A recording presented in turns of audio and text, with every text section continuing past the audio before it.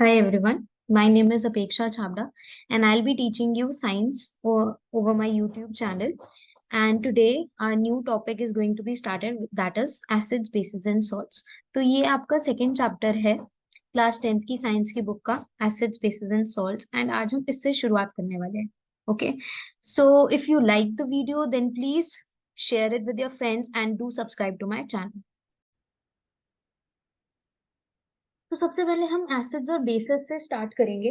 इस चैप्टर को हम दो वीडियोस में कंप्लीट करेंगे. ओके, पहले हम एसिड्स एंड बेसिस के बारे में पढ़ेंगे, उनकी फिजिकल एंड केमिकल प्रॉपर्टीज को डिटेल में स्टडी करेंगे, उन्हें समझेंगे. देन जो नेक्स्ट वीडियो होगी उसमें हम अपना सॉल्ट्स का चैप्टर कवर करेंगे और जो भी इंटेक्स एक्सरसाइजेस क्वेश्चंस हैं उनको डिस्कस करके इस चैप्टर को वाइंड अप करेंगे. राइट, तो सबसे पहले हम एसिड्स एंड बेसिस से शुरुआत कर रहे हैं. तो हमारे लिए ये समझना बहुत जरूरी है कि एसिड्स एक्चुअल में होते क्या हैं एंड बेसिस एक्चुअल में होते क्या हैं. राइट, तो सबसे पहले एसिड्स और बेसिस की प्रॉपर्टीज को, फिजिकल प्रॉपर्टीज को समझते हैं डिटेल में. तो जब भी हमें कोई चीज डिफरेंशिएट करके समझनी हो तो इट्स बेटर कि आप उसको टैबुलर फॉर्म में स्टार्ट करो, तो आपके लिए इंटरप्रेट करना, अंडरस्टैंड करना will be much easier. Right, so let's get started. सबसे पहले हम बात कर रहे हैं एसिड्स एंड बेसिस के बारे में. राइट, तो जो फर्स्ट पॉइंट ऑफ डिफरेंस है वो इनके टेस्ट के ऊपर बेस्ड है. दैट इज एसिड्स आर सोर इन टेस्ट, यानी कि एसिड्स खट्टे होते हैं टेस्ट में, वेयर एज आपके बेसिस जो है वो बिटर इन टेस्ट होते हैं, यानी कि बेसिस कड़वे होते हैं. Right, so this is the very first point of difference, quite an easy difference to understand कि acids are sour in taste और sour in taste, whatever you feel like. And that means कि वो खट्टे होते हैं taste में. For example आपका lemon juice ले लो आप, ठीक है, इसके अंदर भी एसिड होता है, सिट्रिक एसिड. टमाटर ले लो आप, टोमेटो, देन उसमें भी आपका एसिड होता है. सो ये चीजें जो है सारी ये खट्टी होती हैं. सो acids are basically sour in taste and bases are bitter in taste. Bitter means they are, वो कड़वे होते हैं. Right, this is the first point of difference. अगर हम सेकेंड डिफरेंस की बात करें एसिड्स और बेसिस में, तो acids turn blue litmus red. Blue litmus paper लो, उसको एसिड में डिप करो तो उसका कलर कैसा हो जाएगा? रेड हो जाएगा.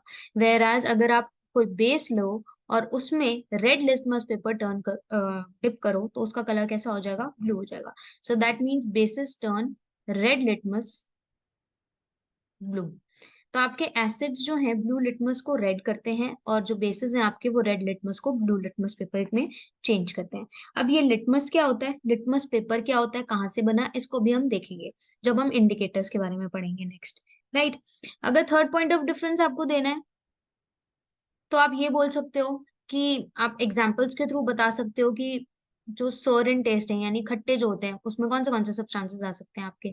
ऑरेंज आ सकता है, सिट्रस फ्रूट्स आ सकते हैं, ठीक है, आपका लेमन आ सकता है. ये सारे क्या है आपके, इनके अंदर क्या होता है? एसिड्स होते हैं. ठीक है, वेराज अगर आपको बेसिस के एग्जाम्पल देने हो तो आप उसमें क्या क्या दे सकते हो, आप सोप बता सकते हो कि सोप एक बेसिक सब्सटेंस है. ठीक है, these are some of the points of differences between acids and bases. अब हमने सेकंड पॉइंट में बात करी लिटमस पेपर की, तो इसको समझते हैं कि ये लिटमस क्या होता है. लिटमस एक तरह का इंडिकेटर है. लिटमस एक तरह का इंडिकेटर है. अब इंडिकेटर क्या होते हैं, नाम से पता चल रहा है कि इंडिकेटर वो सब्सटेंस होंगे जो कुछ इंडिकेट करें. राइट, क्या इंडिकेट करेंगे? Indicators are those substances which test the presence of acid और बेस. इंडिकेटर्स आपको एसिड है ये कोई सब्सटेंस या बेस है कोई सब्सटेंस, ये पता लगाने में हेल्प करते हैं. तो लिटमस जो आपका एक इंडिकेटर है वो एक नेचुरल इंडिकेटर है, यानी कि एक नेचुरल सब्सटेंस से मिलता है विच इज लाइकेन. एक प्लांट है लाइकेन जिससे आपको लिटमस मिलता है. ठीक है, लिटमस सोल्यूशन जो होता है वो पर्पल कलर का होता है. सो this is a natural indicator. यहाँ से एक कंसेप्ट और निकल के आया कि इंडिकेटर्स हमारे नेचुरल होते हैं. तो क्या इंडिकेटर्स आर्टिफिशियल भी हो सकते हैं? ये देखते हैं.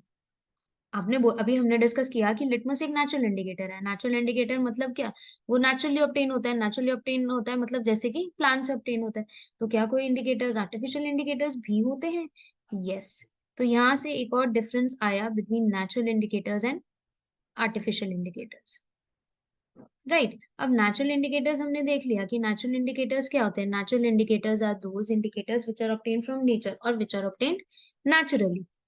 तो जैसे कि इसमें एग्जांपल आपका हो गया litmus. Litmus is your natural indicator, right. तो टर्मरिक, टर्मरिक के बारे में आपने पढ़ा होगा, टर्मरिक का आपने 7th 8th में एक्सपेरिमेंट भी किया होगा कि आपने एक पेपर लिया, उस पर आप उसको आपने पूरा टर्मरिक से कवर कर दिया।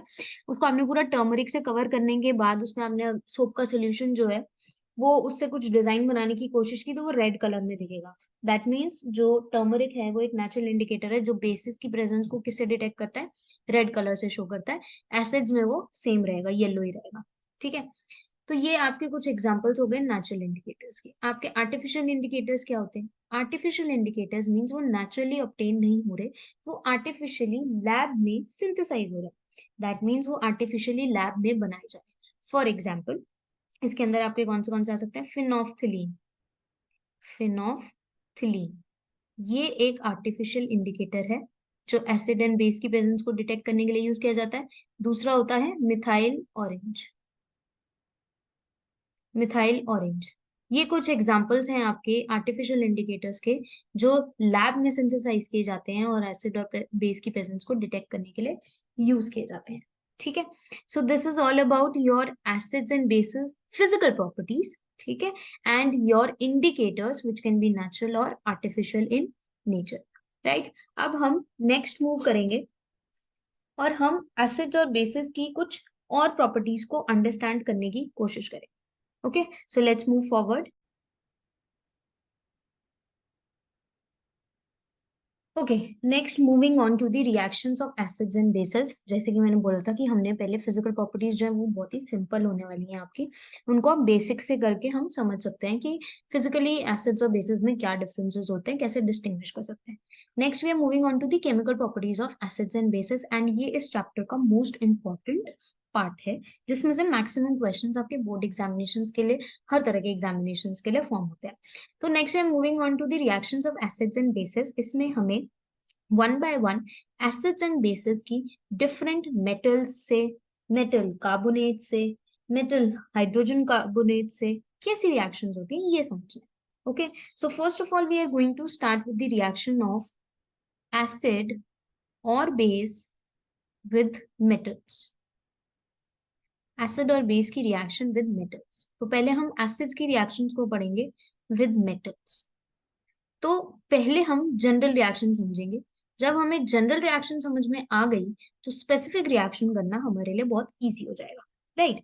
तो जो एसिड होते हैं उनमें हमने अभी तक कुछ भी एग्जाम्पल्स नहीं देखे कि वो क्या हो सकते हैं, लेकिन हमने बचपन में एसिड्स के बारे में पढ़ा है कुछ कुछ कि जो एसिड्स होते हैं उनमें H+ आयन्स होते हैं, जो बेसिस होते हैं उनमें OH- आयन्स होते हैं। अब इसका मतलब क्या है इसको समझते हैं। तो पहले हम कुछ एसिड्स के एग्जांपल्स देख लेते हैं। एसिड्स भी आपके स्ट्रॉन्ग भी हो सकते हैं, वीक भी हो सकते हैं। स्ट्रॉन्ग एसिड्स और वीक एसिड्स। स्ट्रॉन्ग एसिड्स आपके जनरली कोरोसिव इन नेचर होंगे, यानी कि if they spill on to your hand और something then they can cause burns also, ठीक है, क्योंकि वो काफी स्ट्रॉन्ग इन नेचर होते हैं, ठीक है। तो स्ट्रॉन्ग एसिड्स में हमारे पास कौन से एग्जांपल्स आ जाते हैं, जैसे कि आपका आ जाता है hydrochloric acid.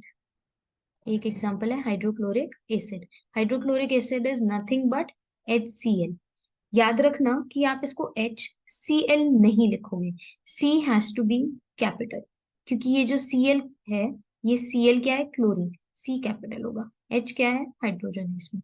Then you have sulphuric acid, sulphuric acid which is H2SO4, ठीक है, H2SO4 सल्फ्यूरिक एसिड होता है। Then you have nitric acid, HNO3, ये क्या होता है आपका? नाइट्रिक एसिड होता है। वीक एसिड में अगर एग्जांपल देखें तो जनरली एक जो प्रोमिनेंट एग्जांपल है जो बार बार यूज भी होगा वो है एसिटिक एसिड। होता क्या है? CH3COOH, CH3COOH। अब अगर आप थोड़ा सा अगर रिवाइंड करना चाहो तो आप ये जान सकते हो कि इन एसिड्स के फॉर्मूलाज को आप लर्न कैसे करोगे। 9th क्लास में हमने जो फॉर्मूला मेकिंग का कंसेप्ट पढ़ा था उसी से करेंगे कि जैसे मुझे हाइड्रोक्लोरिक एसिड बनाना है तो ये तो मुझे दिख गया कि वो H और Cl से बन रहा है। अब हाइड्रोजन की जो वैलेंसी होती है वो किस पे डिपेंड करेगी? ये देखो, अगर ये न्यूक्लियस है, ये फर्स्ट शेल है, ये सेकंड शेल है, तो ये जो फर्स्ट शेल है इसमें मैक्सिमम 2 इलेक्ट्रॉन्स आ सकते हैं, सेकंड में मैक्सिमम 8 इलेक्ट्रॉन्स आ सकते हैं। तो हाइड्रोजन की तो एटॉमिक नंबर कितना है? एटॉमिक नंबर हाइड्रोजन का होता है 1, जो हमारी पूरी पीरियोडिक टेबल है ना उससे हमने निकाला है। कि एटॉमिक नंबर क्या होगा। तो एटॉमिक नंबर 1 है, दैट मीन्स इसके पास प्रोटॉन्स भी 1 है और इलेक्ट्रॉन्स भी। एटॉमिक नंबर से प्रोटॉन नंबर पता चलता है और प्रोटॉन नंबर इलेक्ट्रॉन नंबर के इक्वल ही होता है। तो एटॉमिक नंबर 1 है तो इसके पास फर्स्ट शेल में कितने इलेक्ट्रॉन्स होंगे? 1। अब ये जो ये 1 इलेक्ट्रॉन है इसको लूज कर सकता है आराम से, ठीक है। तो ये जनरली +1 वैलेंसी शो करता है। अब क्वेश्चन अराइजेस कि क्या ये -1 वैलेंसी भी शो कर सकता है? यस, हाइड्रोजन -1 वैलेंसी भी शो करता है, ठीक है। यहाँ पे we are considering it as +1। Now next coming to Cl। Cl की बात करें तो Cl का एटॉमिक नंबर होता है 70। ये न्यूक्लियस हो गया, ये फर्स्ट शेल, ये सेकंड शेल। यहाँ पे हमें 3 शेल्स की जरूरत पड़ने वाली है। फर्स्ट शेल में 2 इलेक्ट्रॉन्स, सेकंड शेल में 8 आ सकते हैं, तो 3 4 5 6 7 8, ये 8 हो गए। 2 हो गया फर्स्ट में, सेकंड में हो गया 8, 10 हो चुके हैं। 17 चाहिए, 10 हो चुके हैं, कितने बचे? 7। तो यहाँ पे आ जाएंगे 3 4 5 6 7। यहाँ पे कितने इलेक्ट्रॉन्स आ जाएंगे? 7 इलेक्ट्रॉन्स आ जाएंगे। अब इसको ऑक्टेट पूरा करना है। ऑक्टेट पूरा करना है मतलब हर एलिमेंट चाहता है कि उसका जो लास्ट शेल है उसमें 8 इलेक्ट्रॉन्स फिल हो। हर एलिमेंट चाहता है कि उसका जो लास्ट शेल है उसमें 8 इलेक्ट्रॉन्स फिल हो जाए। तो इसके लिए क्लोरीन क्या चाहेगा कि इसमें 8 हो जाए, तो वो एक गेन कर सकता है इलेक्ट्रॉन। अगर वो एक इलेक्ट्रॉन गेन करता है, इलेक्ट्रॉन पे नेगेटिव चार्ज होता है, तो अगर इलेक्ट्रॉन गेन करता है तो क्लोरीन पे कैसे चार्ज आ जाएगा? -1। एक और तरीका हो सकता था 8 इलेक्ट्रॉन्स बनाने का कि ये सातों के सातों लूज हो जाए। सातों के सातों लूज हो जाए दैट मीन्स ये पूरा का पूरा शेल ही वैनिश हो जाए। लेकिन 7 इलेक्ट्रॉन्स को लूज करना आसान है या एक इलेक्ट्रॉन को गेन करना आसान है? किसमें एनर्जी कम लगेगी? एनर्जी कम किसमें होगी? एक इलेक्ट्रॉन को गेन करने में। इसीलिए Cl एक इलेक्ट्रॉन गेन करता है, तो इसीलिए Cl की वैलेंसी हो जाती है -1। फॉर्मूला कैसे बनाते हैं? प्लस और माइनस कट गया, ये 1 है, ये भी 1 है, ठीक है। क्रॉस करते हैं, क्रॉस करते हैं तो H1Cl1। अब 1 को हम जनरली लिखते नहीं है, इसीलिए फॉर्मूला क्या आ जाएगा? HCl। 1 को हम जनरली लिखते नहीं है, इसीलिए फॉर्मूला क्या आ जाता है? HCl। तो हाइड्रोजन क्लोराइड का फॉर्मूला क्या होता है? HCl, right. अब मैं आपको एक बारी बता देती हूँ कि आप H2SO4 का फॉर्मूला भी कैसे बनाओगे, ताकि आप ना लर्न कर पाओ। एक बारी कंसेप्ट समझ आ गया ना, चीज भूलती नहीं है, ठीक है। तो एक बारी ये देख लेते हैं कि हम H2SO4 का फॉर्मूला कैसे बनाएंगे, राइट। अब H2SO4 का फॉर्मूला देखते हैं कैसे बन सकता है। सिमिलरली H2SO4 पे भी यही कंसेप्ट लगाते हैं अपना, H2SO4 बनाना है, ठीक है। हाइड्रोजन की वैलेंसी क्या होती है? 1। हाइड्रोजन की वैलेंसी होती है 1। सल्फेट एक कॉम्प्लेक्स आयन, यहाँ पर हम हाइड्रोजन सल्फेट की बात कर रहे हैं, जिसको हम दूसरा नाम सल्फ्यूरिक एसिड देते हैं। तो सल्फेट एक कॉम्प्लेक्स आयन है। अब सल्फेट जैसा जो कॉम्प्लेक्स आयन है, इसके लिए वैलेंसी हमें लर्न करनी होती है, जो कि होती है -2। SO4 की वैलेंसी होती है -2 और H की वैलेंसी आप देख चुके हो +1। तो यहाँ से प्लस हटाओगे, यहाँ से माइनस हटाओगे, क्रॉस करोगे तो क्या आ जाएगा formula? H2SO4। So this is your sulphuric acid, ठीक है। इस तरह से आप इनके फॉर्मूलाज को लर्न कर सकते हो, right. Now moving on to next. अब हम नेक्स्ट चलते हैं, जो हमारी मेन ये रिएक्शन थी इसके ऊपर। तो हम इस रिएक्शन के बारे में बात करते हैं कि एसिड्स और मेटल्स की रिएक्शंस कैसी होती हैं। तो सबसे पहले हम देखते हैं कि एसिड और मेटल रिएक्ट करके बनाते हैं। जब एसिड और मेटल एक दूसरे से रिएक्ट करते हैं तो वह बनाते हैं salt and hydrogen gas. Hydrogen gas release हो जाती है। जब एसिड और मेटल एक दूसरे से रिएक्ट करते हैं तो सॉल्ट और हाइड्रोजन गैस रिलीज होती है। नाउ ये फर्स्ट चैप्टर में आपने पढ़ा होगा कि जब भी कोई चीज गैसियस फॉर्म में है तो जनरली उसको अपवर्ड एरो से दिखा सकते हैं, और अगर प्रेसिपिटेट है तो डाउनवर्ड एरो से हम उसको दिखा सकते हैं, राइट। तो अब हम एक एग्जांपल ले लेते हैं, जैसे मैंने HCl का एग्जांपल लिया, हाइड्रोक्लोरिक एसिड का। सबसे सिंपल मेटल्स क्या होते हैं? हमारे पास कई तरह के मेटल्स के एग्जांपल है, जिंक है, कॉपर है, आयरन है, ठीक है, गोल्ड है, प्लैटिनम है। बट गोल्ड प्लैटिनम की रिएक्शंस हम स्टडी नहीं करने वाले, क्योंकि हमने ये पढ़ा है कि गोल्ड एंड प्लैटिनम ये जो है हमारे लीस्ट रिएक्टिव मेटल्स हैं, ये रिएक्शंस शो नहीं करते, ठीक है। तो हम HCl की एक जनरल रिएक्शन पढ़ लेते हैं with zinc. So the reaction is acid with metal gives salt and hydrogen. तो सबसे पहले साइड में हाइड्रोजन गैस निकाल दो। अब आपको सॉल्ट बनाना है। सॉल्ट आप किससे बनाओगे? इस पार्ट से और इस पार्ट से, क्योंकि इस पार्ट से तो आपकी हाइड्रोजन गैस बन गई ना, वो निकल गई आपकी। तो Zn और Cl से आप क्या बनाओगे? सॉल्ट। सॉल्ट क्या बनेगा? ZnCl2। कैसे आया ये समझना भी जरूरी है, तो पहले समझ लो कि ZnCl2 बना कैसे। ZnCl, Zn की वैलेंसी होती है +2, Cl की अभी हम ऊपर देख के आए हैं -1, तो प्लस माइनस कैंसिल, फॉर्मूला क्या आ गया? ZnCl2। I hope it is clear कि ये कैसे हुई रिएक्शन। एसिड्स मेटल के साथ रिएक्ट करके सॉल्ट एंड हाइड्रोजन देते हैं। हाइड्रोजन वाला जो भी पार्ट है एसिड का, उसमें से आप हाइड्रोजन गैस बना दो, और जो भी बाकी का पार्ट है मेटल और बाकी के पार्ट से आप अपना वैलेंसी को क्रॉसवर्ड करके सॉल्ट बना लो। अब अगर हम इस रिएक्शन को बैलेंस करने की बात करें तो Zn यहाँ 1 है, Zn यहाँ 1 है, फाइन। लेकिन H यहाँ 1 है, Cl यहाँ 1 है, और H यहाँ 2 है और Cl भी यहाँ 2 है, तो हम इसके आगे 2 लगा देंगे। तो ये रिएक्शन हमारी हो चुकी है बैलेंस। सिमिलरली अगर हम किसी और चीज के साथ रिएक्शन पढ़ना चाहें, जैसे कि आपने सल्फ्यूरिक एसिड की रिएक्शन कराई विद जिंक, तो आपने जब सल्फ्यूरिक एसिड की रिएक्शन कराई तो अगेन आपका सॉल्ट बनेगा ZnSO4। मैंने बोला था हाइड्रोजन वाले पार्ट में से हाइड्रोजन गैस बना दो और बाकी को क्रॉसवर्ड करके वैलेंसी को सॉल्ट बना दो, तो ये आपकी गैस निकल जाएगी, गैस निकल जाएगी। ZnSO4 कैसे आया? सिमिलर वे में ZnSO4, Zn की वैलेंसी +2, SO4 की -2, प्लस माइनस कैंसिल। अब क्योंकि ये 2 2 है तो हमें इसे लोएस्ट फॉर्म में ले जाना पड़ेगा, तो 2 1 जा 2, 2 1 जा 2, लोएस्ट फॉर्म में ले गए, क्रॉस किया, ZnSO4, ये आपका सॉल्ट आ गया, ये आपकी हाइड्रोजन गैस आ गई। I hope it is clear. ठीक है, ये होती है एसिड्स की reaction with metals. Now next we are going to study acids की रिएक्शन विद मेटल कार्बोनेट्स। अब हम रिएक्शंस पढ़ने वाले हैं एसिड्स की विद मेटल कार्बोनेट्स। तो जब हम मेटल कार्बोनेट्स के साथ रिएक्शन पढ़ेंगे तो सबसे पहले हमारे लिए ये अंडरस्टैंड करना बहुत जरूरी हो जाता है कि मेटल कार्बोनेट्स एक्चुअल में होते क्या हैं। तो पहले हम मेटल कार्बोनेट्स को ही स्टडी कर लेते हैं कि ये मेटल कार्बोनेट्स एक्चुअल में होते क्या हैं। तो let us understand metal carbonates मतलब कार्बोनेट जो आयन होता है ना, कार्बोनेट आयन CO3 होता है, ठीक है, और कार्बोनेट आयन पे चार्ज 2- होता है। तो अब मेटल मतलब सोडियम, पोटेशियम, जिंक, आयरन, ये मेटल होते हैं। तो अब मुझे मेटल का इसके साथ कार्बोनेट बनाना है, इन दोनों को मिला के कैसे बनाऊंगी? वैलेंसी वाले कंसेप्ट से ही बनाएंगे। ठीक है, पहले हम मेटल कार्बोनेट को ही समझ लेते हैं। जब वो समझ में आ जाएगा तो फॉर्मूले तो हम रिएक्शन तो हम आराम से कर लेंगे। जैसे सोडियम है, इसका एटॉमिक नंबर होता है 11। इसका अगर हम वो देखें इलेक्ट्रॉन फिलिंग का स्ट्रक्चर, तो पहले में 2 जाएंगे, सेकंड में 8 जाएंगे, सेकंड जन में 8 आ सकते हैं, 10 हो गए, एक बच गया, ये 1 ही लूज होगा। तो जनरली मतलब सोडियम हमें पता है कि +1 वैलेंसी शो करता है।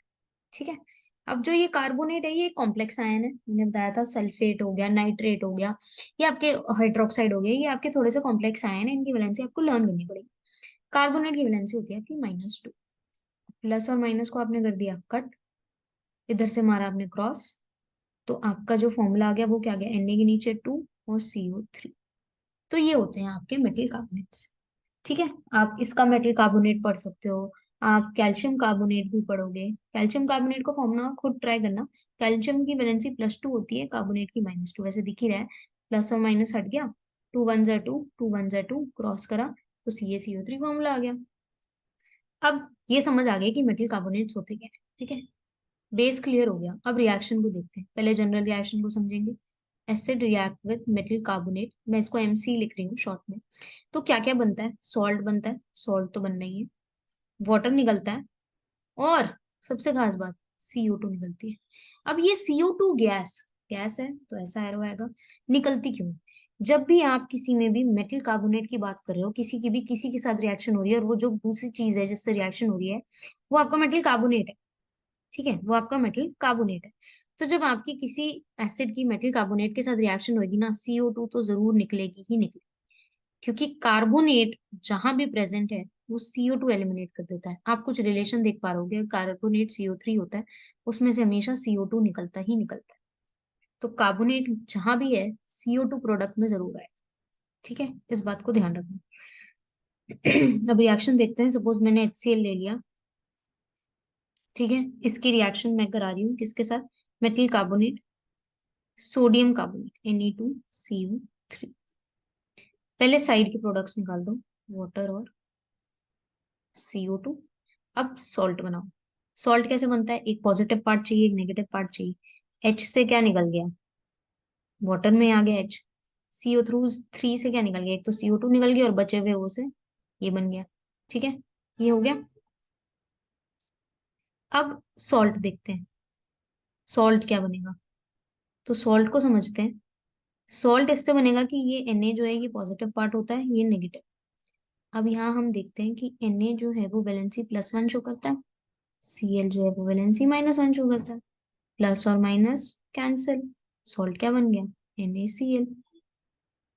तो एसिड्स की रिएक्शन विद मेटल कार्बोनेट्स होती है तो एक सॉल्ट बनता है, वाटर बनता है और साइड में कार्बन डाइऑक्साइड गैस साथ में निकल जाती है।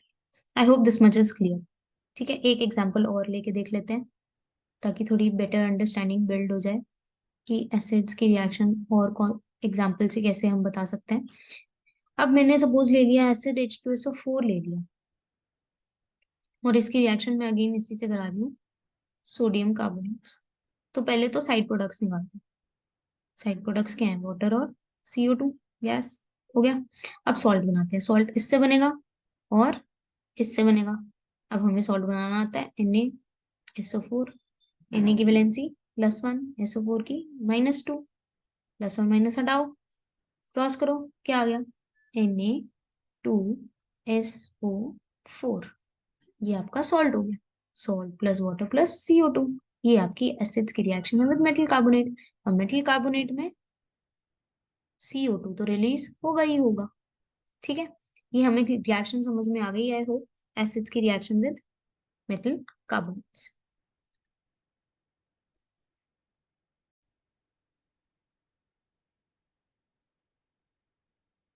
सिमिलरली आपकी रिएक्शन होती है मेटल हाइड्रोजन कार्बोनेट्स की भी विद एसिड्स। उसको एक बार देख लेते हैं। तो एसिड्स की मेटल हाइड्रोजन कार्बोनेट्स के साथ सेम टाइप की रिएक्शन है, बिल्कुल सेम, क्योंकि मैंने आपको बताया है कि अगर किसी में भी कार्बोनेट प्रेजेंट है तो वो CO2 तो रिलीज करेगा ही करेगा। ठीक है, तो सिमिलरली जब आप एसिड को रिएक्ट करते हो विद मेटल हाइड्रोजन कार्बोनेट, मैंने शॉर्ट में लिखा है, अभी अभी हम डिटेल में भी रिएक्शन को देखेंगे। तो जब आप एसिड को रिएक्ट करते हो विद मेटल हाइड्रोजन कार्बोनेट्स तो आपका क्या बनता है? अगेन आपका सॉल्ट बनेगा, वाटर और CO2 तो निकलनी ही निकलनी है। ठीक है, फॉर एग्जाम्पल हम देख लेते हैं। सपोज आपने अगेन HCl ले लिया और उसकी रिएक्शन आपने अब सोडियम कार्बोनेट से ना करा के सोडियम हाइड्रोजन कार्बोनेट से कराई है, यानी NaHCO3। मतलब पहले Na2CO3 लेके चल रहे थे तो वो नहीं लिया मैंने NaHCO3 लिया, सोडियम हाइड्रोजन कार्बोनेट। ठीक है, इसमें जो पॉजिटिव और नेगेटिव आयन है मैं आपको बता दूं कि Na+ इसमें आपका पॉजिटिव आयन होता है और HCO3- आपका नेगेटिव आयन होता है। ठीक है, तो अगेन आपकी एसिड की रिएक्शन होगी विद मेटल हाइड्रोजन कार्बोनेट। तो इसका पॉजिटिव इसके नेगेटिव से कंबाइन करेगा, इसका पॉजिटिव इसके नेगेटिव से। तो अगेन NaCl क्या बन जाएगा? सॉल्ट। Na+ है, Cl- है, जैसे पहले किया था, plus water plus CO2।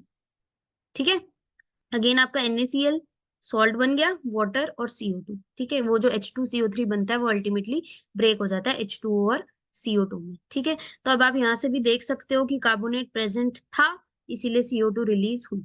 So this is also the reaction of acid with metal hydrogen carbonates, example के फॉर्म में भी पूछ सकते हैं। ठीक है, नेक्स्ट अब इसमें एक चीज रह गई है एसिड विद मेटल कार्बोनेट्स में इंपॉर्टेंट बतानी, वो मैं आपको बता दूं कि अगर आप CO2 को पास करते हो थ्रू लाइम वाटर तो क्या होता है। और ये बहुत ही इंपॉर्टेंट क्वेश्चन है बोर्ड एग्जाम के पॉइंट ऑफ व्यू से भी, कि what happens when CO2 is pass through lime water. तो सबसे पहले ये जानना जरूरी है कि लाइम वाटर होता क्या है। ठीक है, लाइम वाटर, नींबू पानी की बात नहीं हो रही है यहाँ पे। Lime water means calcium hydroxide, CaOH whole twice. Lime water is nothing but calcium hydroxide. Again इसका फॉर्मूला बनाना अब आप अच्छे से जानते हो कि आपने लिया कैल्शियम और OH। कैल्शियम पे कितना चार्ज है? +2, OH पे -1। प्लस और माइनस हट जाएगा, क्रॉस करोगे तो यही आएगा CaOH होल ट्वाइस। OH के नीचे Na2 मत लिख देना, इसका मतलब हो जाएगा H तो दो है, O दो नहीं है, जबकि ऐसा नहीं है, H भी दो है और O भी दो है। तो इसीलिए इस बात का ध्यान रखना कि आप लिख क्या रहे हो, लिखना सही है, क्योंकि नहीं तो अल्टीमेटली फिर पूरी रिएक्शन रॉन्ग हो जाएगी। ठीक है, तो अगर हम इसमें से लाइम वाटर में से CO2 गैस को पास कराते हैं तो लाइम वाटर टर्न्स मिल्की। यानी कि आप जब एक टेस्ट ट्यूब में इस रिएक्शन को कराओगे, आप गूगल पे एक डायग्राम भी देख सकते हो, आपको पता चल जाएगा, या आपको टीचर्स ने लैब में भी कराया होगा। तो क्या होता है, लाइम वाटर मिल्की हो जाएगा तो मिल्कीनेस सी दिखेगी आपको, ऑफ वाइट कलर की कुछ मिल्कीनेस सी दिखेगी। वो क्यों होगी? वो होगी due to the formation of calcium carbonate CaCO3, जो कि आपका है कैल्शियम कार्बोनेट प्लस साथ में क्या रिलीज हो जाएगा, वाटर। ठीक है, तो कैल्शियम कार्बोनेट की वजह से मिल्कीनेस होती है, जो आपको थोड़ी देर दिखेगी। ठीक है, उसके बाद ये सॉलिड नीचे बैठना शुरू हो जाएगा। ठीक है, और अगर आप CO2 ज्यादा टाइम तक पास करोगे तो मिल्कीनेस डिसअपियर भी हो जाएगी। क्यों?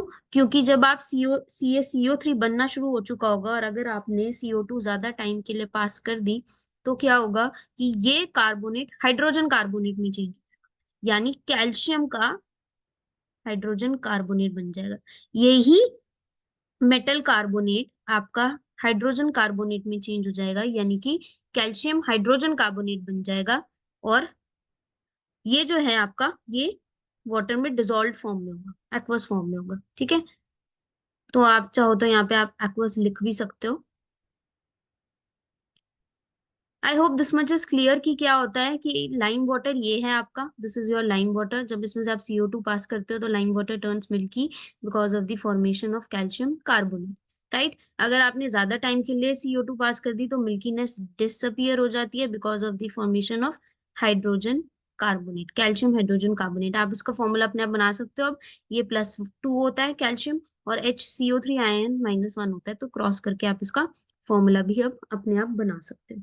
ठीक है, तो ये तो हो गई आपकी बेसिक रिएक्शंस, जिसमें भी हमने लास्ट में करी कि एसिड्स की रिएक्शन कैसी होती है with metal carbonates and hydrogen carbonates. Next अब हम मूव करेंगे कि हमने एसिड की रिएक्शन देख ली, बेस की रिएक्शन देख ली।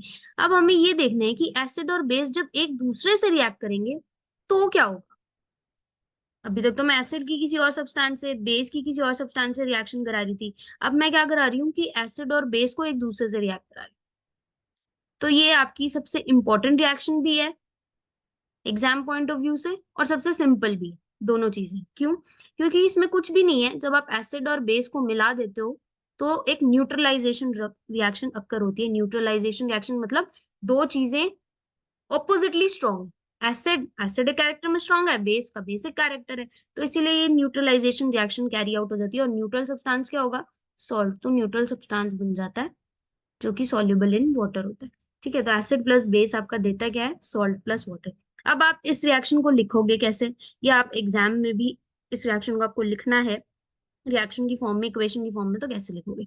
सपोज मैंने एक एसिड ले लिया, अगेन हमने अपना सबसे सिंपल वाला उठा लिया HCl, स्ट्रॉन्ग एसिड, और एक बेस ले लिया, स्ट्रॉन्ग बेस NaOH। ठीक है, तो जो सॉल्ट बनता है वो न्यूट्रल होता है। ठीक है, क्योंकि आपके दोनों चीजें यहाँ स्ट्रॉन्ग। आगे आगे क्लासेस में आप पढ़ोगे कि एक स्ट्रांग हो दूसरा वीक हो तो सॉल्ट तो बनेगा, लेकिन सॉल्ट का भी एसिडिक और बेसिक कैरेक्टर होता है।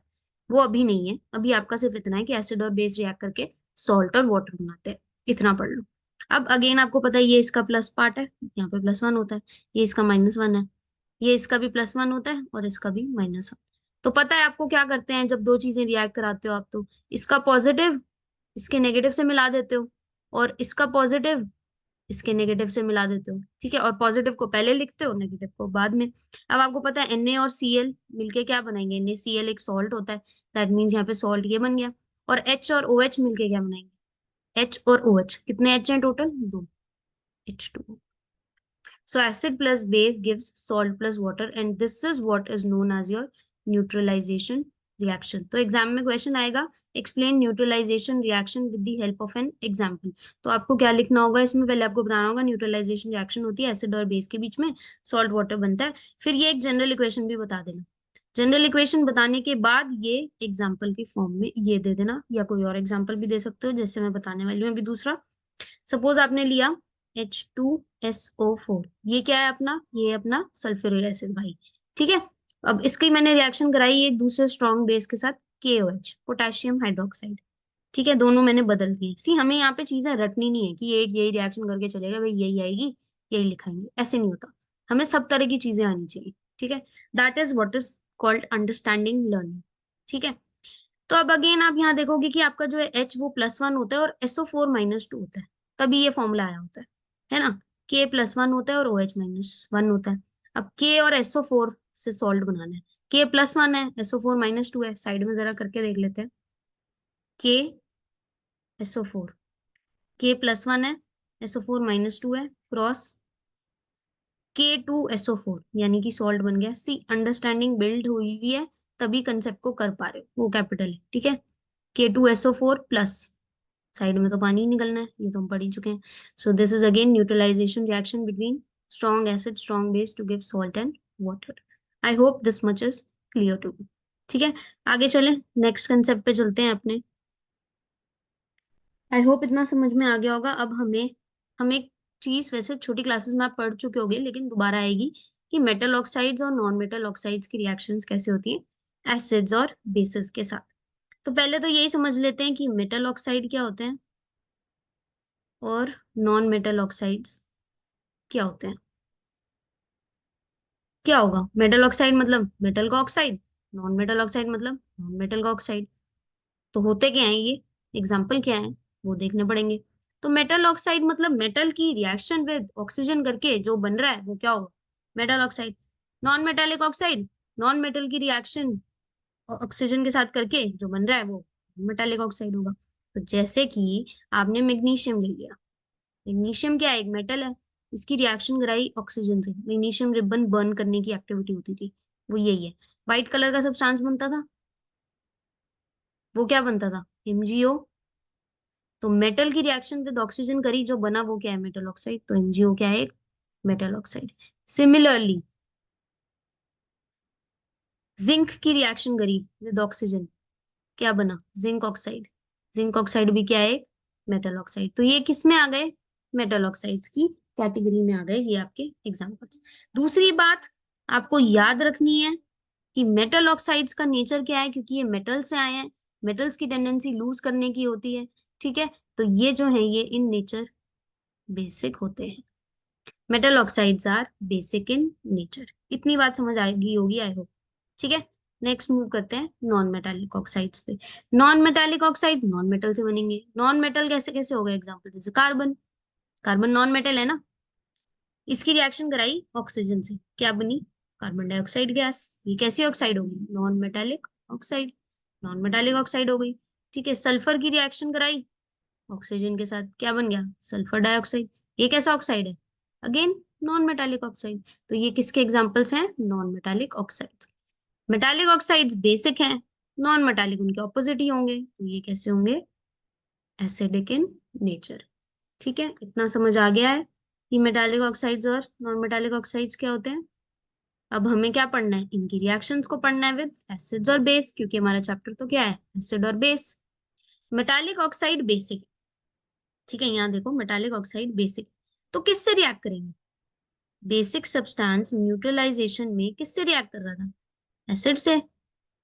तो मतलब जो आपका मेटालिक ऑक्साइड है, जैसे कि MgO, ये किससे रिएक्ट करेगा, एसिड से रिएक्ट करेगा। कोई भी एसिड ले लो, Cl। अब एसिड और बेस जब रिएक्ट करते थे तो क्या बनाते थे, सॉल्ट और वाटर। अभी पीछे देख के आए न्यूट्रलाइजेशन रिएक्शन में, है ना। तो जब एसिड और बेस सॉल्ट प्लस वाटर बनाते थे, तो यहाँ पर भी तो ये बेसिक है ये एसिडिक है, तो क्या बनाएंगे, सॉल्ट और वाटर। तो वाटर तो पहले साइड में मैंने लिख दिया। ठीक है, वाटर मैंने साइड में लिख दिया, अब सॉल्ट बनाते हैं। सॉल्ट किसके से बनेगा, इसके पॉजिटिव पार्ट से जिसपे +2 होगा, इसके नेगेटिव पार्ट से जिसपे -1 होगा। क्रॉस करोगे तो सॉल्ट क्या आ जाएगा, MgCl2। दैट मीन्स ये आपका सॉल्ट हो गया, ये वाटर है। न्यूट्रलाइजेशन रिएक्शन ही, पर मेटल नहीं लिया, या सॉरी बेस नहीं लिया, बेसिक ऑक्साइड लिया है मेटल का। ठीक है, सो सेम तरह की रिएक्शन है मेटल ऑक्साइड्स की विद एसिड्स। अब यहाँ आ जाते हैं, यहाँ क्या है, ये एसिडिक ऑक्साइड यानी कि CO2। ये कैसा है, एसिडिक है। ये किससे रिएक्ट करेगा, ये किससे रिएक्ट करना पसंद करेगा? बेस से। हमें एक बेस चाहिए तो बेस लेते हैं। अब ये किस तरह के बेसिस से रिएक्ट करता है? ये कैल्शियम हाइड्रोक्साइड से रिएक्ट करता है। ये एक माइल्ड बेस है। माइल्ड इन द सेंस बहुत स्ट्रॉन्ग भी नहीं है, बहुत वीक भी नहीं है, ठीक बेस है। तो अभी इसकी रिएक्शन देख के आयो पीछे कि ये क्या था, लाइम वाटर। और लाइम वाटर में से CO2 पास करते हैं तो क्या हो जाता है? मिल्की। मिल्की क्यों हो जाता है? कैल्शियम कार्बोनेट बनने की वजह से। तो कैल्शियम कार्बोनेट यहाँ पे क्या है? और कुछ नहीं बल्कि सॉल्ट ही तो है। तो कैल्शियम कार्बोनेट प्लस वाटर। तो ये भी एक तरह की क्या रिएक्शन है? ये तो न्यूट्रलाइजेशन ही, बट दूसरे फॉर्म में लिख दी बस। पर अगर हमें अंडरस्टैंडिंग है तो हमें दिक्कत नहीं आएगी, क्योंकि हमें पता है कि ये एसिडिक इन नेचर है, तो इसकी बेस से रिएक्शन कराएंगे। बेस से कराएंगे तो क्या बन जाएगा? सॉल्ट और वाटर बन जाएगा हमारा। Okay. I hope this much is clear to all of you. अब नेक्स्ट क्लास में क्या करेंगे, पहले एक काम करेंगे कि जो इंटेक्स क्वेश्चन है ना, इसके बाद ये है आपका पेज नंबर 22 एनसीईआरटी। यहाँ तक हम कर चुके हैं अपना सिलेबस इस चैप्टर का। ठीक है, तो पहले अब आप उनको ट्राई कर लो। ठीक है, मैं तो डिस्कस करूंगी नेक्स्ट क्लास में, तो शुरू में पहले उसको डिस्कस करेंगे। ठीक है, और फिर हम आगे अपने नेक्स्ट टॉपिक पे मूव करेंगे, एसिड्स और बेस में क्या कॉमन है। ठीक है, फिर सॉल्ट्स क्या होते हैं, कितने तरह के सॉल्ट्स हैं। ठीक है, एसिड्स और बेसिस के क्या डेली लाइफ एप्लीकेशंस हैं, ये सब। ठीक है, तो आज की क्लास में इतना ही रखते हैं। See you next time. Bye bye.